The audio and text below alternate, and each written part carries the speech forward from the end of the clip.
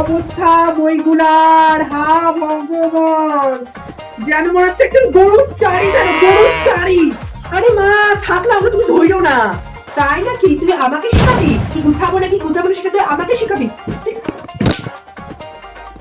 এক চড় মেরে দেবো বললাম, একদম এইখানে পুঁতে রেখে দেবো একদম বললাম। বা বাবা রে ছেলে, বা বা বা বা, এগুলো এখানে সাথে রেখেছিস কেন? তোর বাড়িতে ডাস্টবিন নাই? ডাস্টবিন তো ভালো করে সাথে আমাকে দরকারি কাগজ, মানে থাক না, তোমরা ধইরো না।